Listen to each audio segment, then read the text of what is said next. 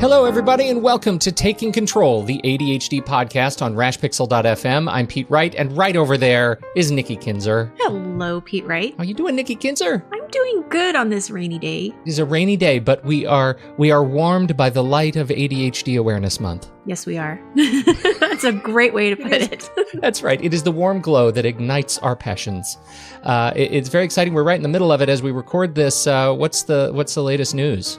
You know, nothing new from what we've talked about in the last couple of weeks. I just encourage people to go check out the website, and on that front page, courtesy of your work, Pete, you'll see all of the different events that are coming up. Absolutely. Calendar's right there. Just scroll down just a hair. You'll see the row of events coming up. Make sure to check out, join Nikki for the Facebook Live events each Friday. Another one coming up this week. So we're very excited about that. Yes. You know, we're talking about the puzzle that is ADHD treatment, and this is a really good follow-up to our conversation last week. You know, new to ADHD, like what now? What do I do now? Well, this is kind of chapter 2, and we have a fantastic guest who's going to help us with that. Before we dig in, head over to takecontroladhd.com, get to know us a little bit better. You can listen to the show right there for free on the website, or subscribe to our mailing list to get it delivered to your inbox each week. You can connect with us on Twitter or Facebook at Take Control ADHD, and call us at 503-664-4ADD. That's 503-664-4ADD to get your thoughts and questions on the show. We would love to hear from you. And don't forget, we are actually on Patreon, patreon.com/the ADHD podcast. We thank everybody who's come in and supported us already with $1 or a few bucks a month to support the work and interviews and investigations that we've been doing for years now. Patreon's new to us. And so if you've gotten something out of the show and it's changed your life in some small way, we appreciate you helping us to continue to grow by supporting us on Patreon. Again, patreon.com/the ADHD podcast. Okay, our guest today is Laurie Dupar. She is a senior certified ADHD coach and psychiatric nurse practitioner. It's been a while since we talked with Laurie, way back on episode 238, when she helped us unpack the subject of medication and the ADHD brain. Today, Laurie is back to help us put together the puzzle that is ADHD treatment. Laurie, welcome back to the ADHD podcast. I am excited to be here, Pete and Nikki. Thank you for having me back. Oh, it's been a while. It's been a long time. And thank you for having me during ADHD Awareness Month. As you were talking about, you know, we're basking in the glow, right? I think it's an orange ribbon, isn't it, that we have? So we're basking in the orange ribbon glow of ADHD Awareness Month. So it's hot. The ribbon is hot. It's actually hot this month. Yes. It's hot. That's right. That's right. Well, and it is such an important month to talk about ADHD. And it doesn't really matter if you've been newly diagnosed or if you've known about your diagnosis for a long time. What I've noticed is that, you know, life changes for people. We go into different chapters, different transitions, and ADHD may look different for you at different times, depending on what's going on in your life. And I thought today it would be great to have you come on and help us talk about how to navigate that, you know, their ADHD, depending on where they are right now. How do you adapt that to where they are now? And I thought a great place to start would be medication, because this is your expertise, or one of your expertise is definitely about medication. I think, you know, most of the experiences that I've seen with clients is that's like the first treatment, right? They get the diagnosis and then the doctor immediately wants to talk about medication. Yeah, it is. It's the, I think, it's also, I think, what prevents people, honestly, from getting a diagnosis. But you do need a diagnosis to be prescribed ADHD medication. And I like that you mentioned, Nikki, that people are at different phases and stages, and medication is not something like you do it once and it's fixed and it's set. It is something that actually needs to be checked in with and readjusted, even if you are an adult and not going through what we consider sort of some growth and development and brain changes, because your needs for medication and how you're using medication, or how you want the medication to work for you, changes depending on what the changes you're making in your life. Yeah. What is it when you look at the decision around moving forward with medication? Is there a sort of a bar, sort of emotional or behavioral bar when maybe you should be thinking about medication versus just therapy and coaching and accommodations? Yeah. What's your usual guidance there? Yeah, thank you. It's interesting. Some people, I think the emotional bar is sort of like, I've tried everything else and I need something to be different. Yeah. There's that place where a lot of people are diagnosed and they may not want to step right into medication, like you mentioned. They may want to try coaching or therapy, or I mentioned on another podcast, we just sort of go to the internet to find the answers. And I typically find that medication is even though it's the first thing that is recommended by medical doctors, because that's what they have to treat medication with, that's their tool, that individuals tend to look for other alternatives rather than medication. But those that go to medication right away, or those that choose to try medication later, it typically is when other things that they've been trying are not working for them. And it's kind of sad that it feels like it's sort of a last resort type of a choice, but that's okay. I think we all need to go through a process where we feel comfortable and feel like we're at that point where, okay, this is the decision I want to make. Well, and this was the sort of thought process too that I know we've been through in my own family, which is like you try so many things, and then you step back and think, gosh, I need something that is going to allow me and my brain to open the door for additional change. Maybe I'm not going to be on medication forever, but if I can start with a med that will help me to stop and think about the habits that I need to develop and think about the ways I need to change, maybe this is the thing that's going to help do that. And I like how you describe that, because that is really, I think, the difference that medication can make, and several things you brought up there, Pete. One is that just because you take ADHD medication or starting to take ADHD medication doesn't mean you're going to have to take this medication for the rest of your life. Right. For whatever reason, ADHD medication is one of those things that we can start and stop. And I like to think of it as a tool that we can use. And we use it in a very particular way, and it's a very particular tool, and it needs to be has to be the right tool to be used. So yeah, it's used in different ways over different times.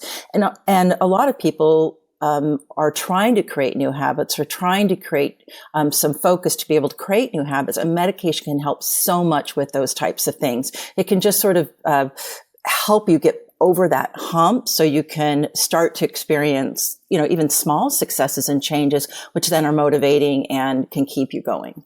But yeah, I like how you mentioned that. There's many ways to look at medication. It's not just take it and go along life as you've been normally doing it. It's really to take the medication and really, I think what I encourage my clients to do is to use the medication as a tool to help them accomplish these other things that they want. And then after a certain length of time, you can actually try what happens if I stop taking the medication? What changes for me? Am I still able to stick with those changes or those habits that I have been able to create and focus on and plan and organize, which might have been difficult for me before without medication? And what I find over and over again is that for many people, once they've sort of combined the puzzle piece of medication and also some of the other modalities, whether it be therapy or coaching or some other type of modalities, that eventually it's like it does become a habit and it can actually decrease their medication. So what are some of the common fears or concerns that you have seen with people starting medication? Like, what stops them from wanting to start it? Great question. So much fear involved in taking medication, because there still perpetuates this myth or misunderstanding about what the main type of or category of medication that is used to treat ADHD, which is stimulants. And there's a huge misunderstanding about what stimulants do, what they are. And it still persists consistently today. And so the biggest fears are that I'm going to be taking something that I'm going to become addicted to, that is a drug that is unhealthy for me. And I really, if I could probably do some sort of a poster or a billboard or something, it would be stimulant medications activate your dopamine receptors so you can create more dopamine and activate your executive function in ADHD. They do not stimulate your body. They stimulate the dopamine receptors. And if we, of course, understand that ADHD is really primarily a deficit of dopamine, it makes a lot of sense. And I wish with all my might that forefathers or whoever those scientists were that created that medication years ago had called it something else. But little did they know that it was going to then be wrapped around some of the ways that illegal drugs and other substances have been sort of created and used, abused throughout history. And it's never quite been separated from that. And the medication has nothing to do with that. It's just a huge misunderstanding. I think it doesn't help that, unfortunately, a lot of prescribers aren't able to explain that to clients. And so they may go in there and talk about stimulants, and it's almost, I can just see a client sort of like fear, like this red fear go down, like, oh my gosh, we're not talking about stimulants. And I'm not sure the prescribers have a way of actually explaining it to them that feels comfortable, that feels like they have some confidence in it. I think that's the other thing that I hear from a lot of clients is that for whatever reason, there's not a lot of people out there that are really well versed in ADHD medications. And a lot of clients will report that they feel like their prescriber is asking them what they want to take, which is kind of an awkward position for them to be in. But I think mostly it's just a misunderstanding and misinformation. And it's why I do some of the classes that I do. I do a full class on teaching about ADHD medication. It's actually a 5-week class that's, an hour and a half each week that covers medication and how it works, because I recognize that people are not getting that information. And I don't know if you find this, Nikki, when you're working with clients too, that once you provide that information to them in a very non-threatening way, just a very matter-of-fact way, I think when they have that, they understand what actually the medication does, they feel more comfortable and are more at choice. And I think that's sort of a big concern for them. So I think it's just fear of misunderstanding, fear that they're going to become addicted to that. And I sort of counter that with something that I have found that for most people who take ADHD medications,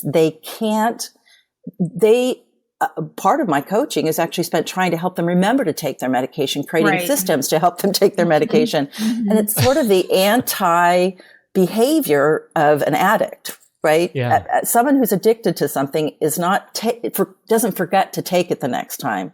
And that is so common with this medication. Does it help people function better? Absolutely. But that's no different than when we put on a pair of glasses.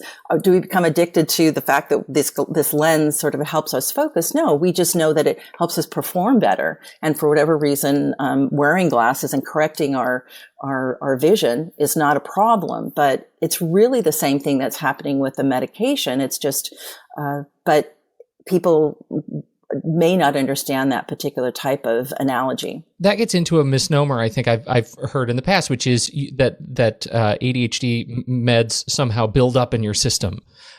Can you debunk that for us real quick?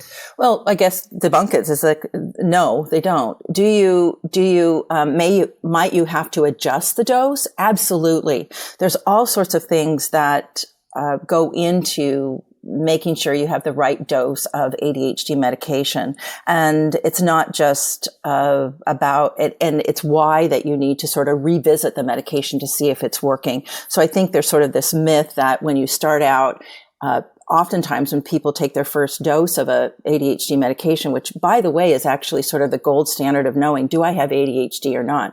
The doctor can listen to your history, listen to your symptoms, listen to all of that. But when you take a stimulant medication, and if you have a positive response to it, meaning that things feel clearer, you're able to concentrate, sort of the static dies down, that is actually confirmation of the diagnosis. I think that's the other thing. A lot of people, I want to say, and I might have you ask your question again, Pete, but another misunderstanding is that I find I talk with a lot of people who don't realize that they actually have been diagnosed with ADHD and they're taking medication, ADHD medication, and you cannot be prescribed ADHD medication by a prescriber without having the diagnosis. They can't, it's not something that's possible. They have to have a diagnosis there to be able to prescribe that medication. But it's fascinating to me how many people don't realize that for some reason there was a miscommunication between them and their prescriber, that they've actually been diagnosed.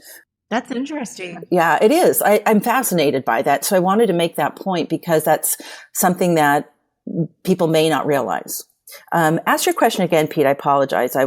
My head went totally to that little bit. No, there. I'm glad you did. I know with our experience with ADHD in the family that, and the thing that we struggle with, and I'm talking about my kids at this point, my daughter would come home and she's like, gosh, it just has stopped working right at the end of the day. Like, and this is the same thing our physician said, we gotta watch this. We've got to watch how it works on you because it does sort of disappear from your system throughout the course of the day. It'll work. She's very effective in the morning, but by the time, 3-4 o'clock rolls around, she's fully symptomatic again. And so that's a thing that I just wanted to get your thoughts on. Absolutely. This is bringing up another great piece that I find is sometimes overlooked or not addressed when the medications are prescribed. And it is being able, and it's part of the fine tuning there, Pete, that you're talking about. And when I'm working with people, I'm very specific about questions that I ask, and your listeners can ask themselves these questions as well. But when you take the medication, to be noting that, note when you start to experience when does it kick in for you? Mm-hmm. So and everybody, it's going to be different. And I think from what I find from the prescriber standpoint is that they sort of look at the medical book and say, okay, well, it lasts 10 hours, so I'm going to give you this, and it's supposed to last 10 hours. And the fact is that each person metabolizes the medication differently. So in order to be able to fine tune your medication so it works right for you when you need it, note when you take the medication and take it consistently at the same time. Also note when it seems to kick in. You may not be something some people are noticing, but once you put your attention on it, you probably will. So note that, because that's an important time. For instance, like with your daughter, if she's taking it at 7 o'clock in the morning and school starts at 7:30, but it doesn't kick in to 8 o'clock, there may be a really precious half hour in there that she's missing part of the day, and she may want to take it earlier so that it's fully effective when she, hits the books or sits down at the desk or whatever in the morning. And conversely, the thing we ran into was that some of her most important classes were at the very end of the day. Absolutely. So she actually had to stall taking it until she would still be effective by the time she needed it. And that's the other sort of parameter. When does the medication start to wear off? And again, it's not something, some people won't notice it. As parents, what we tend to notice is that, and it's not uncommon for people to feel a little bit, sort of the opposite of what they felt when they were on the medication. They might feel a little anxious. They might feel a little agitated. A lot of kids, I noticed when my son was younger, it was when I would hear the cupboards in the kitchen go open and close, right? All of a sudden his appetite was coming back. And unfortunately, for a lot of students, that is either right before school's out or right when school is out, when there's a lot of stimulation. They're having to remember their homework. They're having to write it down. They're having to get home. There might be after school things that are going on, and it can be pretty overwhelming for them.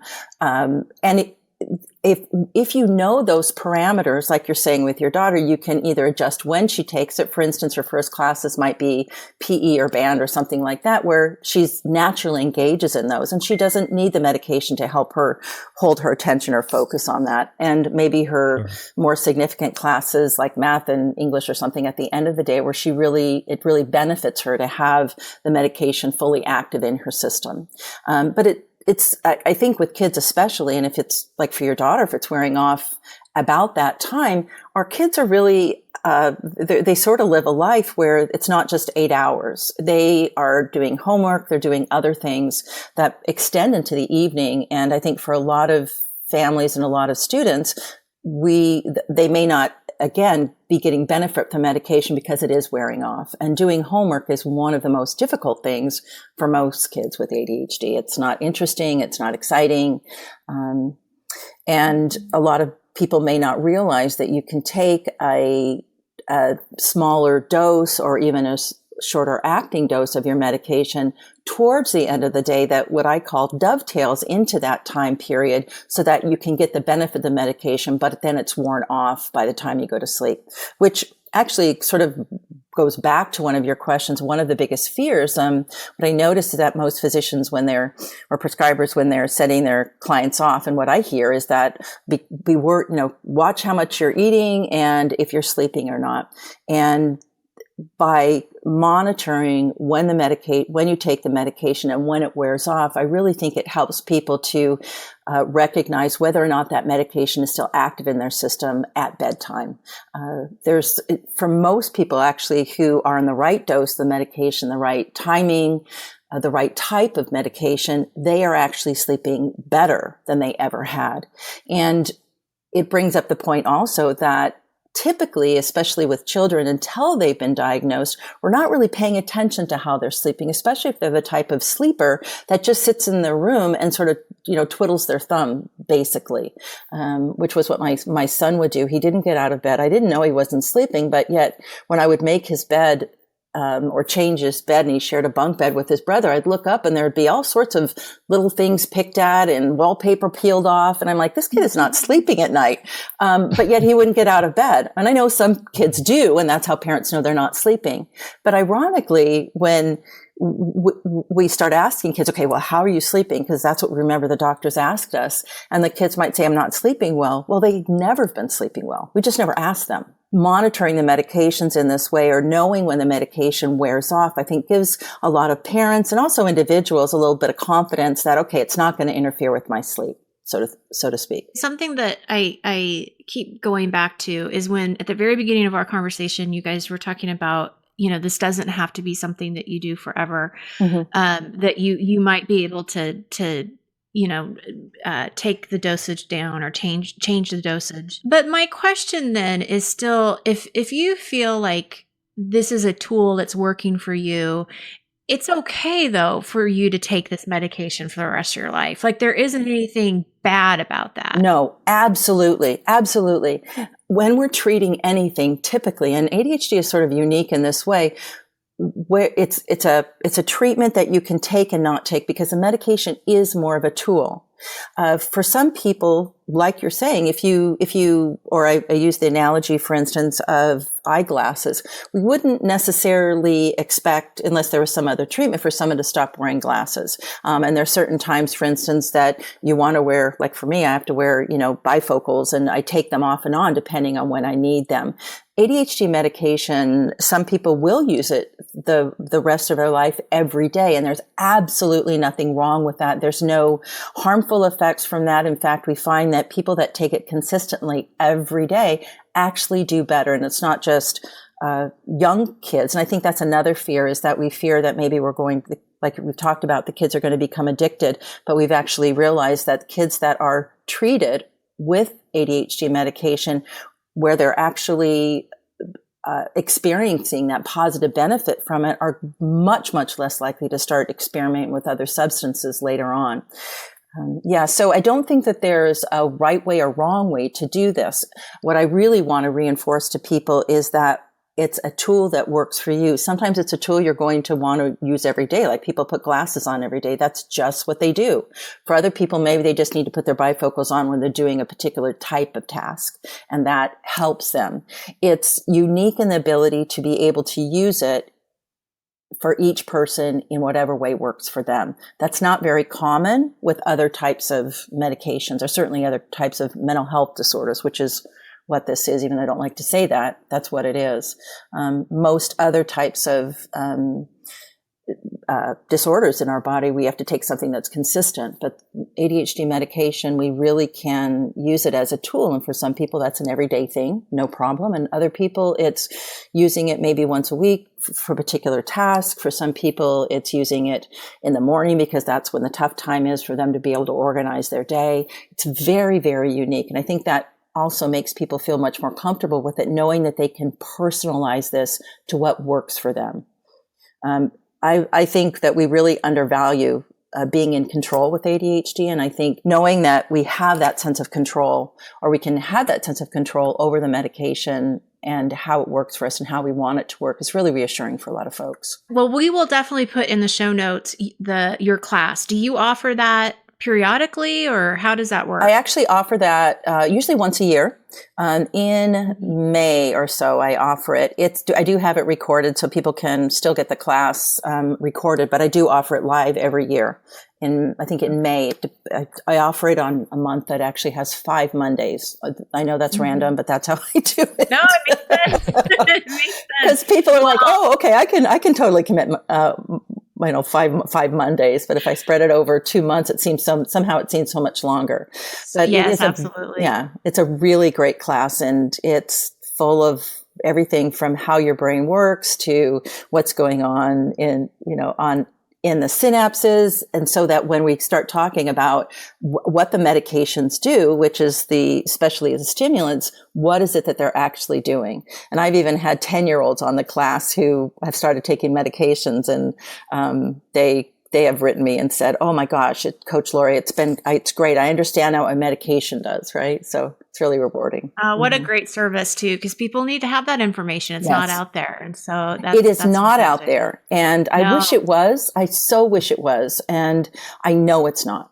And that's why I do it. Another piece of this puzzle that I want to talk about is therapy and coaching. Yeah. I talk a lot about coaching throughout the podcast episodes. I'll talk about what I do and give lots of different examples. I'm so happy to have another ADHD coach from your perspective talk about what you do, and also the differences between therapy and coaching, because I think that's still unclear to some people. So let's start with that. Yeah, boy, we could do a whole podcast on this, right, Nikki? Totally. So again, love the question. And I love that it actually is included in part of the treatment, right? We know what we call in our community sort of a multimodal treatment where medication can really help, but it's not going to be enough, because it's not going to teach you certain skills or ways of doing things, which is oftentimes what's happened with people with ADHD. They're having to sort of relearn how to do certain things, or having to learn for the first time, for instance, what actually planning is, that kind of thing, those kinds of skills, because their brain has been very preoccupied, maybe up until being diagnosed, with other things. Is that how I like to put it? So it really is coaching or therapy comes in there as an additional way to help people, I think, learn these particular skills, or even manage other obstacles that they have. People who have been struggling with ADHD, and the older they are, I think the more impact that has had on them. We oftentimes have created a lot of things in our own head, or have maybe created things in our environment that are not working for us, right? That sort of thing. So wanting to sort through that, even the diagnosis of ADHD, I really think it's not as, when people are diagnosed, I think I heard you on another podcast talking about sort of the emotions that happen after that. There's a lot of emotions involved with that. And I don't know if you find this, Nikki, but the older somebody is, or the longer they've gone being undiagnosed, the more potential emotional sort of response they have to that, which is perfectly natural, right? But there can be a lot of things that come up for people, misunderstanding, anger, guilt. Why wasn't I diagnosed earlier? What could I have done if I had known? So those are definitely great questions, either for a coach or a therapist. And what somebody chooses, I think, is really a sort of a personal choice.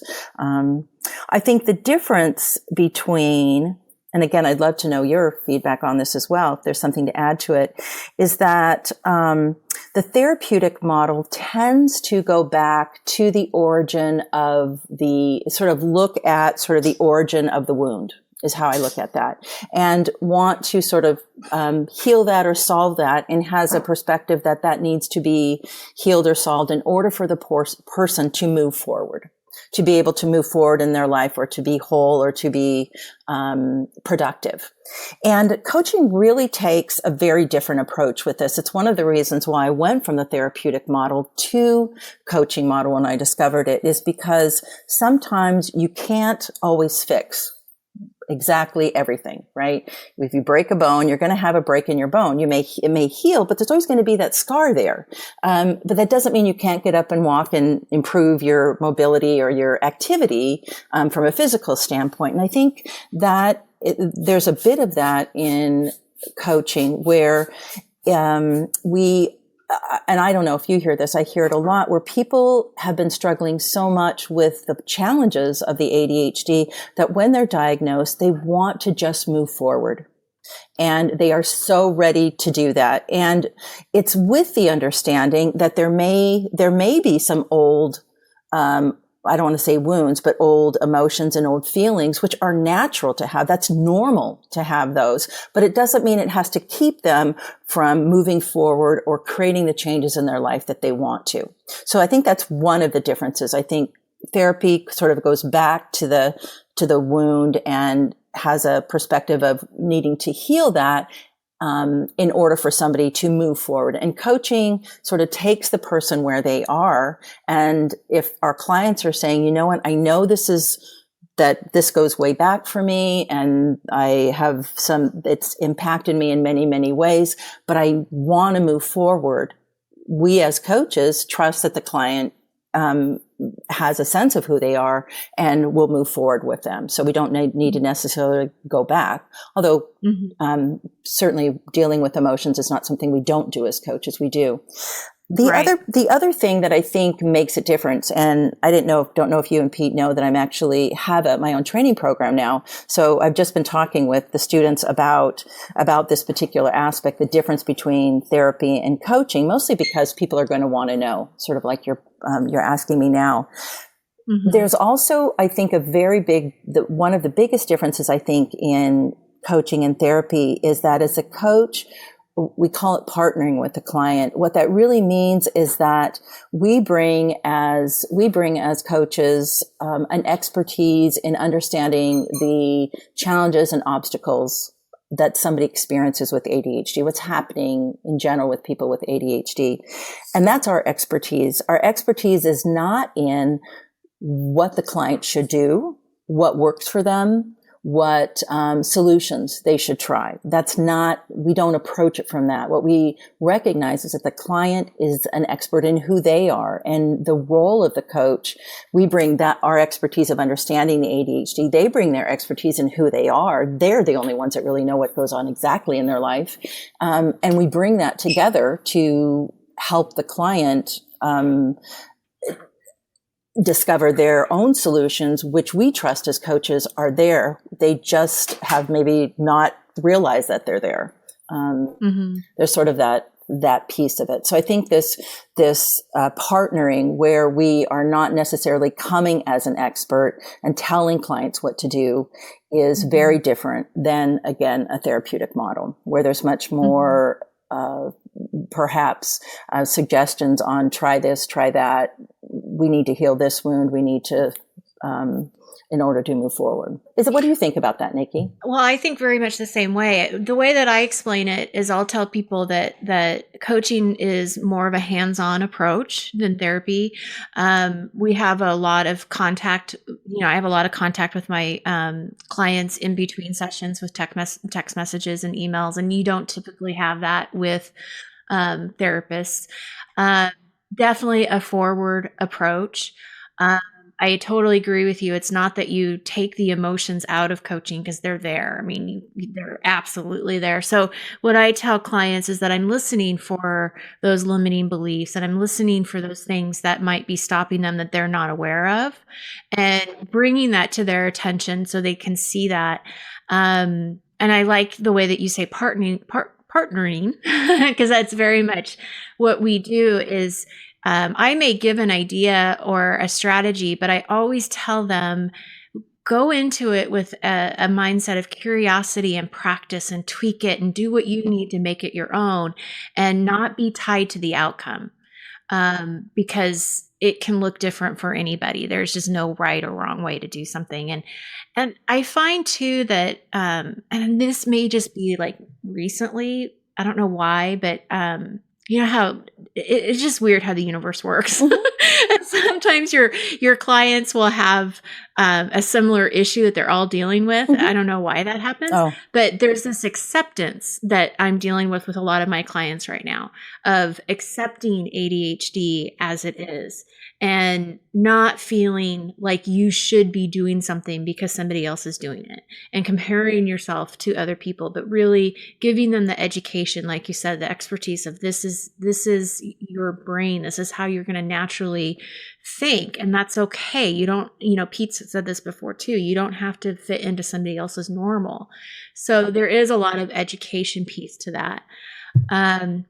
Where I tend to draw the line with my clients when I say, okay, this is the time that you probably need to see a therapist, is if I start to see the depression and anxiety are getting to a point where it's so impacting their life that they can't move forward, then, I will definitely say this is something you need to talk to a therapist about.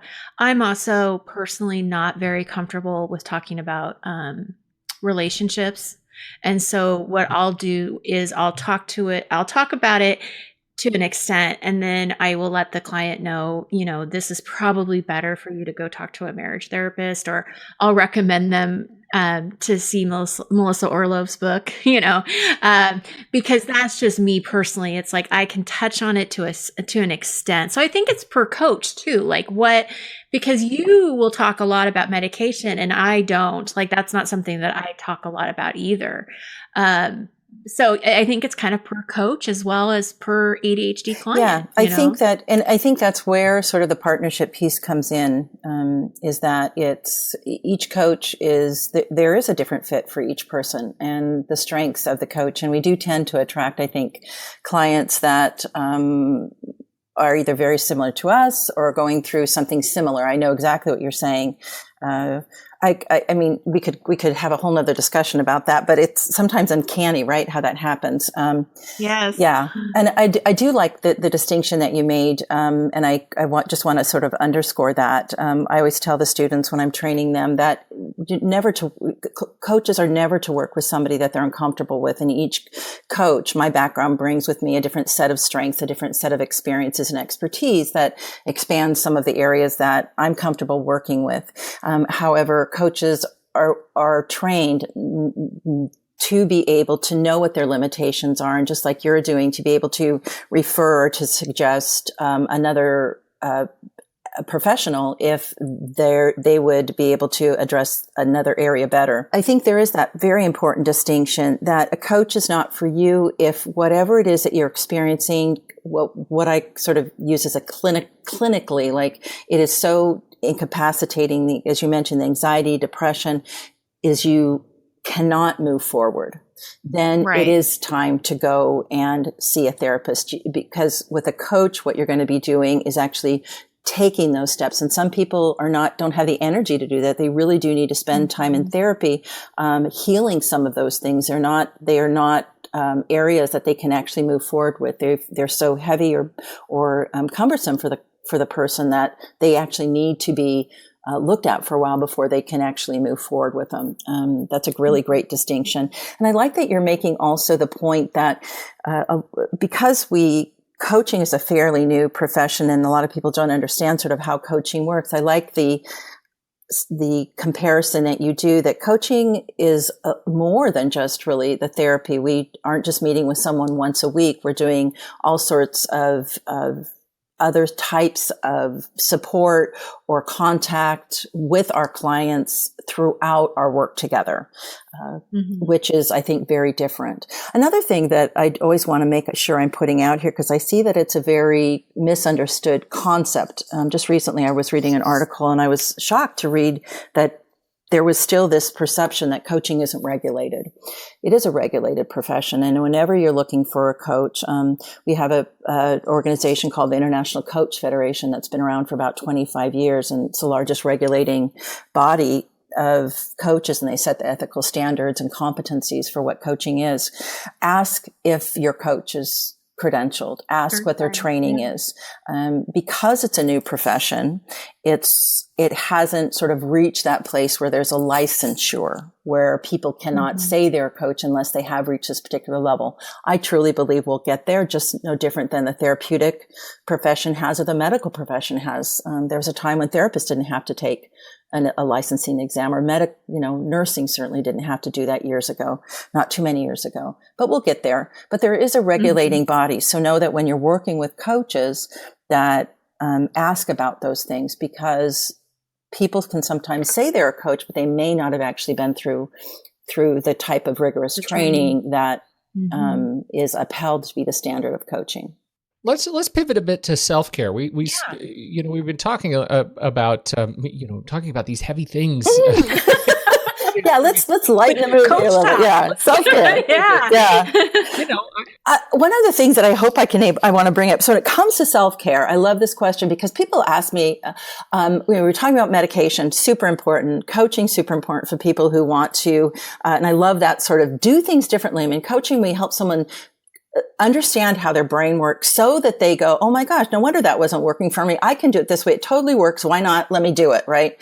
And then there's some other things that make huge differences. And I think in somebody's experience, I should say, with their ADHD, and it does fall into the self-care I'm thinking, Pete. One is sleep.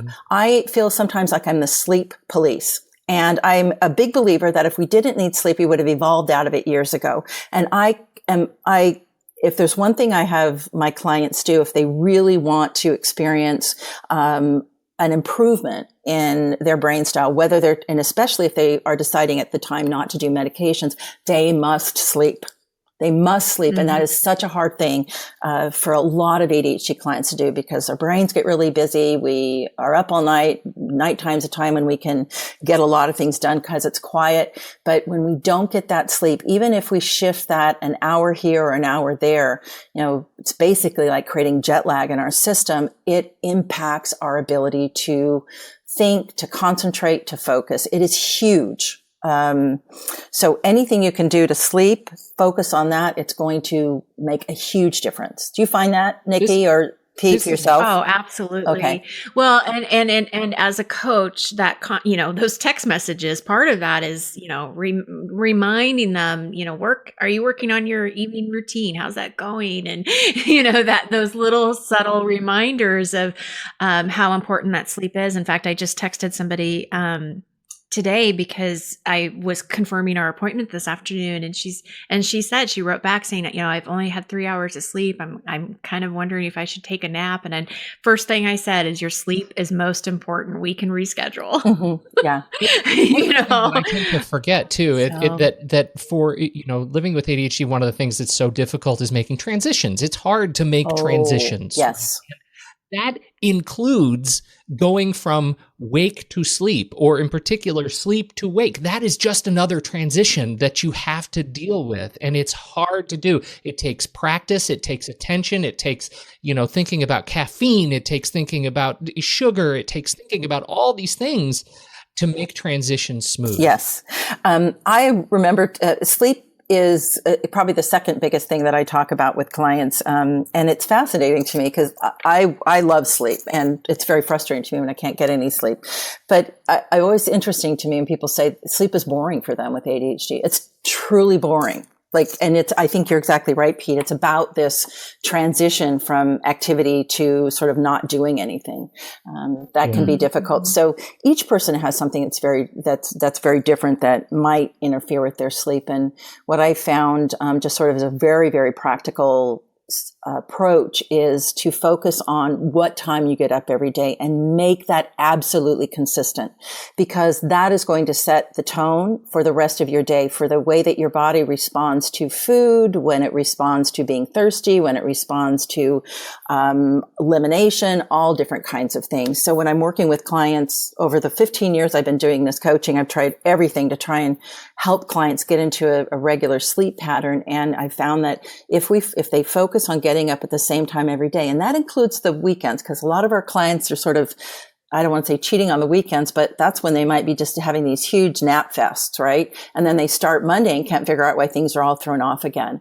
But when we're trying to create that consistency, which is so common to have the inconsistency in ADHD, for getting up at the same time, even though it may seem a little bit sinful to do that on the weekends, but if we can do that, we're going to set a rhythm in our body. Our body is naturally going to get tired. It's going to have to get tired because we need to sleep, but it's also going to then set up a cycle, a predictable cycle and a consistent cycle of taking medication, of when we're hungry, of when we're doing other things, which I think has all different kinds of benefits for our clients.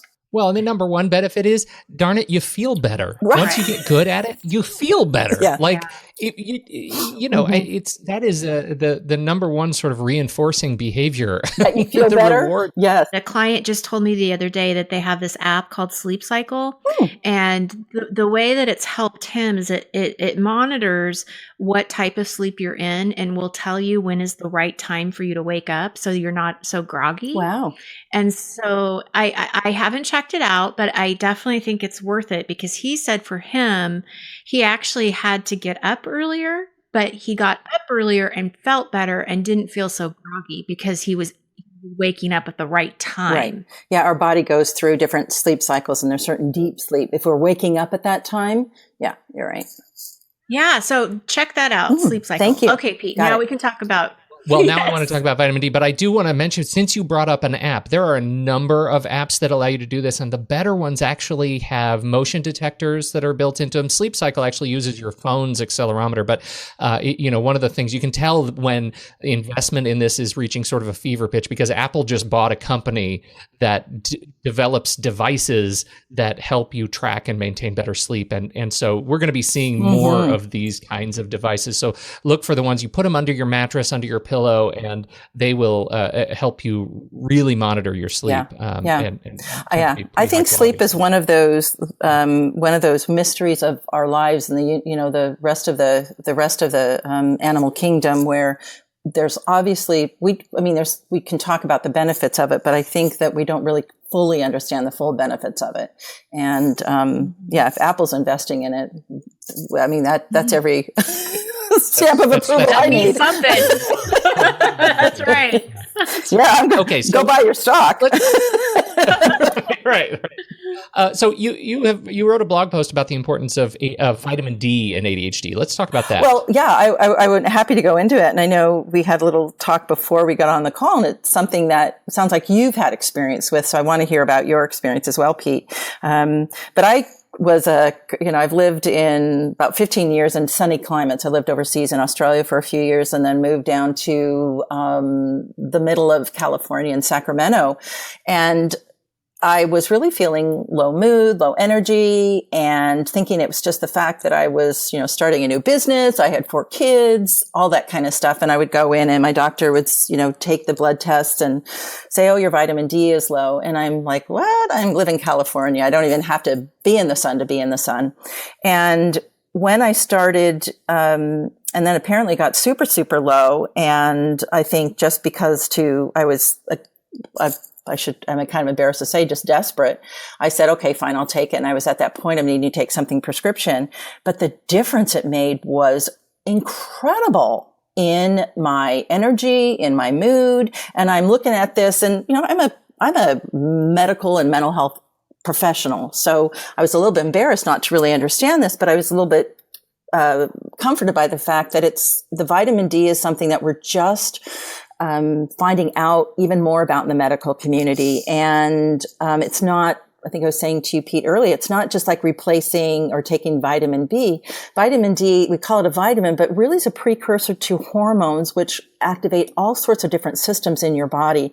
And it's incredible how frequently clients with ADHD have low vitamin D levels. I don't know what the correlation is, but one of the things when I'm starting to work with clients, especially if they are exhibiting some of those symptoms, is I have them actually go make sure that get their blood level checked and ask them to make sure that their vitamin D level are normal. And I'm I would say 25 to 50% have lower vitamin D levels. And just taking a supplement is amazing for them. So that's sort of my experience. And I realized once I wrote that blog, this was several years ago, that so many other people are going, oh my goodness, I just realized that myself. So I don't know what it is, but please, even if you're not experiencing sort of fatigue or low mood, is make sure when you go get your physical that you have your vitamin D level checked. Your physician may or may not do it. I don't think everybody does it, but wow. So tell me, Pete, what happened to you? Well, no, it was, you just described it. I went in for went in to work with my naturopath, and she said, we're going to run some tests after listening to, what I was describing, which was, issues with mood and focus and sleep and all kinds of things. And she said, let's start and just make sure we check your vitamin D levels, in addition to all sorts of other things. And she came back to me, and her language, I think, was very telling. And of course, I live in Portland, Oregon, which is a pretty gray place, right? I mean, it's not naturally conducive to great vitamin D levels. And she said, I think I would describe your vitamin D level as, quote, catastrophically low. And that's pretty telling. I mean, that's kind of a loaded word, but she put me on a mega dose for 90 days of vitamin D to get those levels back up, and the difference was stunning in my mood, my sleep, my behavior, my temper, my sort of short fuse syndrome. I mean, everything was impacted by this. And again, as we were talking about with medication, this allowed me to sort of open the door to making additional change in diet and just healthy living. Right? So it's a big deal. I want to stress, right? I'm living in Seattle now. You're living in Portland. We all know, about if we would expect low vitamin D levels, but I really want to reinforce that you can be living in sunny California, you can living in places where sun is abundant, and that isn't going to necessarily mean that you have adequate vitamin D levels. And that was sort of what I was sort of in my mind thinking, what I understood about vitamin D, you get it in the sun and that all that kind of stuff, but that's not true. So even, living in Portland, Seattle, I think we're probably going, I'm going to go get my vitamin D levels because there's not a lot of sun. It would make sense. But even in sunny climates, won't necessarily mean that your vitamin D levels are going to be adequate. And the difference, I think I also had catastrophically low vitamin D levels. Replacing that is amazing. And once you get it up to a certain level, you can just take over the counter or something like that, supplements. But much easier to maintain. Yeah. Well, and I should say, I put the link to your wonderful blog post in the show notes. So swipe over the show notes and you'll see this link. And it's the vitamin D. Is sunshine enough? Vitamin D and ADHD. And there's a section in there that's actually called How to Get Your Vitamin D Levels Tested. You should read that before you go to your next checkup, because that'll tell you what to say to you. I mean, we think about with ADHD, we think about making sure we have our thyroid checked. Certainly with women in anywhere between like 35 and 80, I make sure that they are having their hormones checked, because I think that's something maybe a lot of people don't realize. When our estrogen dips, our medication works differently, because estrogen is sort of like binds our dopamine to our receptors. So it's why a lot of women in their going through the menopause time of their life will oftentimes be diagnosed with ADHD. So that's another sort of key factor of things to get checked that people may not even think about doing. So vitamin D, thyroid, and blood levels too, because we can oftentimes not have energy because of anemia, but also hormones. I have a question, because I'm low on vitamin D too, and I live in Eugene, Oregon. But I agree, it doesn't matter where you live, you should get it checked. But my doctor had recommended that I take vitamin D and fish oil together. What's the reason for that? Is there a reason for that? I don't know. I think have you ever heard of that? I haven't necessarily heard of. There's necessarily a connection between the vitamin D and fish oil. My fingers are itching now to go on Google and find out what that is. And figure out why. Yeah. But I'm thinking, fish oil is one of those. The vitamin E is also one of those things that we're realizing that there's something about that is helpful in a lot of different ways. So he may have been just suggesting the vitamin E for some other reason. I really don't know. Mm-hmm. I don't know if there's a connection between. So maybe there wasn't a connection. That was just what they recommended. Yeah. Okay. I'll have to look into that myself. But it does bring up sort of, we were talking a little bit about other, self-care, other things you can do, and things like vitamin E, fish oil we're finding can be just, it's not going to hurt, and it may even help. For some people, it makes a huge difference. Vitamin E has a very different way of working it doesn't work like the stimulant medications. But for some reason, it really seems to help people, and it's not going to hurt to take it. So I think that's one of those sort of,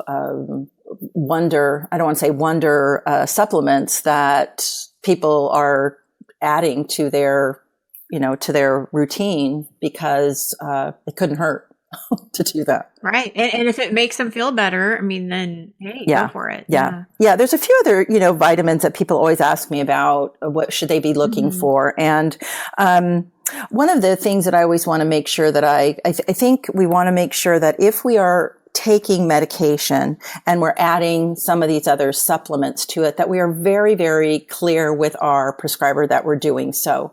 I think there's can be a misunderstanding that when we are adding some of these quotes unquote natural supplements to medication, that it's not going to interfere. And the fact is they could.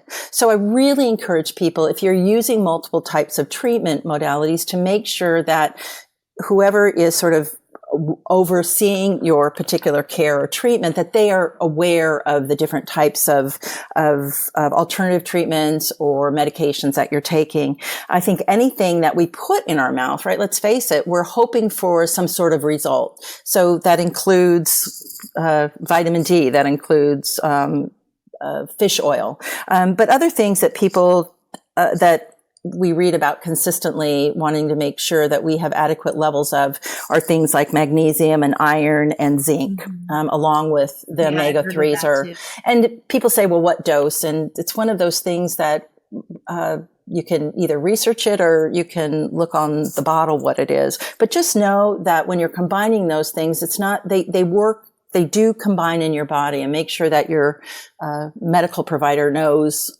whichever way you're going with that, knows about all of the different approaches that you're using, so that they can help you coordinate that. Which is why they ask you at the beginning of every appointment, is this medication list up to date? Do you need to add anything? They're serious about that. Yeah. There's a reason. Yeah. We were talking a little, there's something else I was going to say. I actually have another, I wrote a blog article about the natural treatments of ADHD, because a lot of people are really interested in that. And for me, natural isn't necessarily anything. Something natural isn't what comes out of a bottle.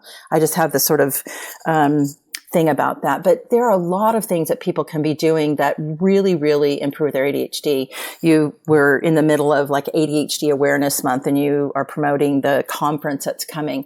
Being around other people with ADHD is a healing force. Right? Because we can isolate ourselves. So I call it one of the natural treatments of ADHD. And honestly, you don't have to look very far to find somebody else with ADHD. I think we just sort of attract them, or like magnets to other people. But be with other people. Know that you are not alone. If you can attend something like a conference or listen to the podcast, know that being with other people that are, and not even struggling the same way you are, but also experiencing the same success that you are and have the same experience, is so, so, so helpful, right? Absolutely. Yeah. We talked about sleep. Yeah. The other one is sense of humor. Oh my gosh, right? Is that, that to me is like a natural treatment of and people with ADHD have great sense of humor, pretty much overall, right? We're bright, intelligent, witty people, and make sure you're nurturing that sense of humor. It's magic, I think. Oh, I like that advice the best. Well, or even just it's okay to laugh at yourself. Sometimes we do some pretty wacky things, right? And we're just like shaking our head like, well, there we go again. I'm sure I don't know what you're talking about. No, you don't. I actually wrote another blog that's called My ADHD Slip is Showing, right? It's like when we when we slip up, right? And it's like, oops, there it goes again. And does anybody else see that? But right, it's true. And if we're not laughing at and it's not laughing at yourself to make light of it, because the challenges with ADHD can be very significant. I don't mean that at all, but it does mean that I noticed that when we're allowed to be able to look at it from another perspective, that it can make all the difference. So, and I do think having a sense of humor and being around other people with ADHD is so healing. What a great note to end. Thank you so much, Laurie. This was so informative. I appreciate you so much taking the time to be on our show. I hope you come back and we don't wait 2 years. No, yeah, I just need an invitation, right? That's all I need. And I'm like always there. But it's a pleasure to be. Well, and congratulations on your success. 2 years. That's amazing. Well, we've been doing the podcast for a long time. It was the interviewing that started 2 years ago with you. You were our very first interview. Oh. Yeah, we'd already done 238 episodes before we even hit you. This episode is 316 of this show. Gosh. Isn't that crazy? It is. Thank you for being a part of it. And thank you, everybody, for downloading and listening to this show. We sure appreciate it. And again, check us out on patreon.com/the ADHD podcast if you want more great interviews with people like Laurie Dupar. Now, Laurie, where would you like people to go find you? Now, the blog post I found was still at coachingforadhd.com. Is that still where you want to send people? Well, I have just started to put everything under one. I have my private clients and I have my coaching school that I do now. But if they go to lauriedupar.com, they will land in the center of Laurieville. With all the things. Yes, that makes sense. So I've tried to make it as easy as possible. I just did that fairly recently rather than giving out 3 or 4 different URLs, which is kind of silly. But we have it all now under, if people Google lauriedupar.com or go to lauriedupar.com, it will take you to, I think it takes you to my coaching website, but then you'll find information about all this, my blogs and download my ebook and all sorts of different things from that site. That is perfect. Excellent. Well, we've got those in the show notes, and definitely check those out, everybody. It's great resources from Laurie and a great way to celebrate ADHD Awareness Month. There you go. Thank you.